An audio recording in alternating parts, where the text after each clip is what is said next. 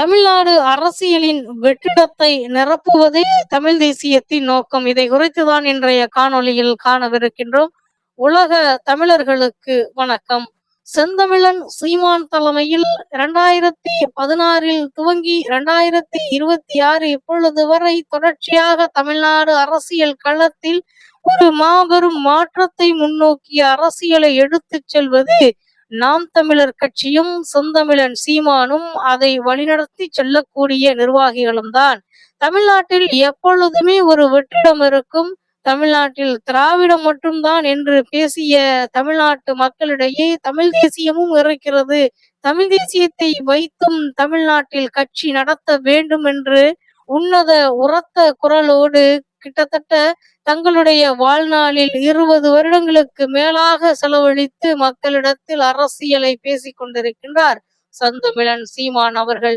தற்பொழுது ஆட்சியில் இருக்கக்கூடிய தாவேகா கூட தமிழ் தேசியத்தை ஒரு கண் என்று கூறியிருக்கின்றது. எந்த அளவிற்கு நாம் தமிழர் கட்சி தமிழ்நாட்டில் தமிழ் தேசியத்திற்கான முக்கியத்துவத்தை வளர்த்திருந்தால் இப்படியாக கூறிவிட்டு ஆட்சிக்கு இவர்களால் வர முடியும் என்பதை நீங்கள் நினைவில் கொள்ள வேண்டும். ஒரு நேரம் இருந்தது, திராவிட அரசியலை மட்டும் பேசினால்தான் தமிழ்நாட்டில் அரசியல் என்ற சூழ்நிலை.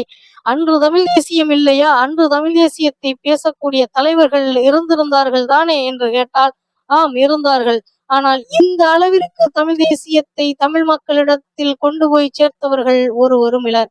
அதில் மிக முக்கிய பங்கு வகிப்பவர் செந்தமிழன் சீமான் என்ற நாம் தமிழர் கட்சியின் தலைமை ஒருங்கிணைப்பாளர் தான். ஏன் இதை கூறுகிறேன் என்றால், சீமான் அவர்கள் வளர்த்த தமிழ் தேசியம்தான் இன்று தமிழ்நாட்டில் மாபெரும் ஒரு புலிக்கொடியை சுமந்த ஒரு தமிழ் தேசியமாக இருந்து வருகின்றது. இதற்கு முன்பு வந்தவர்கள் எல்லாம் தமிழ் தேசியத்தை பேசினார்கள். ஆனால் தமிழ் தேசியனாக வாழ்ந்தவர் தான் செந்தமிழன் சீமான், வாழ்ந்து கொண்டிருப்பவர் தான் செந்தமிழன் சீமான். எத்தனையோ கோடிகளை கொட்டி கொடுக்கின்றோம், எங்களுடன் கூட்டணிக்கு வாருங்கள் என்று அழைத்த போதும் அவர் செல்லவில்லை. எத்தனையோ கோடிகளை நாங்கள் கொட்டி கொடுத்து எம்பி சீட்டுகளையும் எம்எல்ஏ சீட்டுகளையும் பதவிகளையும் நாங்கள் தருகின்றோம், எங்களுடன் வாருங்கள் என்று செந்தமிழன் சீமான் அவர்களுக்கு அழைப்பு விடுத்த போது அங்கே செந்தமிழன் சீமான் அவர்கள் செல்லவில்லை. மாறாக மக்களுக்காக தான் நான் நிற்கின்றேன், மக்களுடன் தான் நான் நிற்கின்றேன், மக்களுக்காக தான் இந்த கட்சி ஆரம்பம் செய்தேன், மக்களுக்காக தான் இந்த கட்சியை வழிநடத்தி எடுத்து செல்வேன், ஒருவேளை வென்றால் கூட மக்களுக்கான நன்மை செய்ய மட்டும்தான் நான் வெல்வேன் என்பதை உறுதியாக நெஞ்சில் ஏந்திய தீபமாக இன்று வரை எடுத்து சென்று கொண்டிருக்கின்றார் செந்தமிழன் சீமான் அவர்கள்.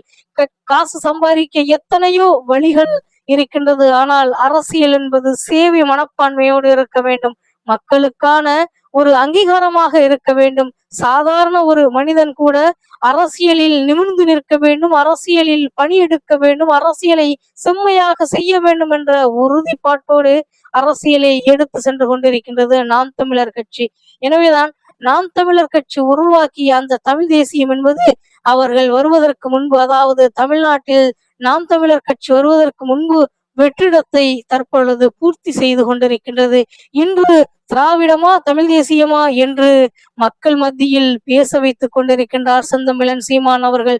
திராவிடத்தை ஆதரித்து சென்றிருந்தால் அல்லது திராவிடத்தை நாங்கள் ஆதரிக்கின்றோம் என்று சென்றிருந்தால், அரசியல் செய்திருந்தால் எப்பொழுதோ நாம் தமிழர் கட்சி வென்றிருக்கும். ஆனால் அதுவல்ல நோக்கம். தமிழர்களையும் தமிழ்நாட்டையும் தமிழ் தேசியத்தையும் உயிர் மூச்சாக தூக்கி பிடிக்கக்கூடிய நாம் தமிழர் கட்சி எப்பொழுதுமே திராவிடத்தையோ ஆரியத்தையோ இன்னும் பிற வேறு எதையும் ஆதரிக்காமல் தங்களுடைய சிந்தனையை தமிழ் தேசியத்தில் வைத்துதான் எடுத்து சென்று கொண்டிருக்கின்றது.